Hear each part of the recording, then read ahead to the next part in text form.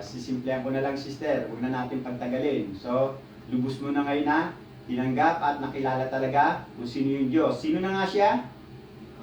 Si Allah. Ano yung reliyon natin? Islam. At bakit tayo nilikha? Para siya ay?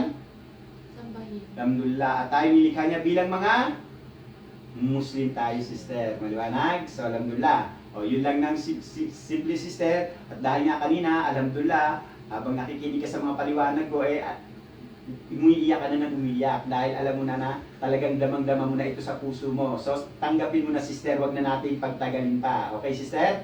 Ito yung formalidad niyan, sister. Finally, pakitaas mo yung kanang daliri mo. Ibig sabihin nito, iisa lang si Allah. At siya ay nasa ibabaw ng kanyang trono, sa ibabaw ng kalangitan, somewhere out there. Only Allah knows. Okay? So, iparating mo ito sa kanya, sa kaibuturan ng iyong puso. Maliwanag? Sabihin mo ito, kagaya ng ating tinrapis kanina, at iparating mo kay Allah. Ako, huwag ka mahiya, sister. Lagyan natin ng boses. Alam ko na iiyakan na naman, no? Okay, sister, no? Ako ay sumasaksi at sumusumpa na walang ibang Diyos maliban pa kay Allah na dapat kong sambahin. Ako rin ay sumasaksi na si Muhammad ay isa lamang propeta. Sugo, alipin ni Allah.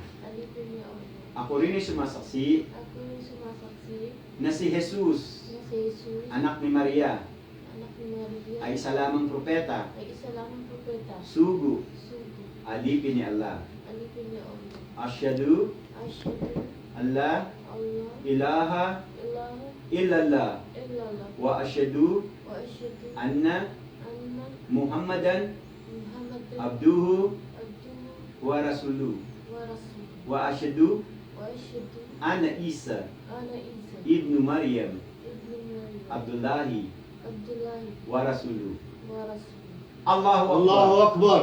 Allahu Akbar. Allahu Akbar. Allahu Akbar. Allahu Akbar. Takbir. Allahu Akbar. Takbir. Allahu Akbar. Alhamdulillah, sister. Congratulations. Congratulations. Ikaw ay tunay ng Muslim sa puso mo ngayon, no? At alhamdulillah, ito, sister, ang mga aklat para sa iyo, no? Ito yung tahara sala. Pag-aralan mo kung paano yung, no? Nakikita mo naman yung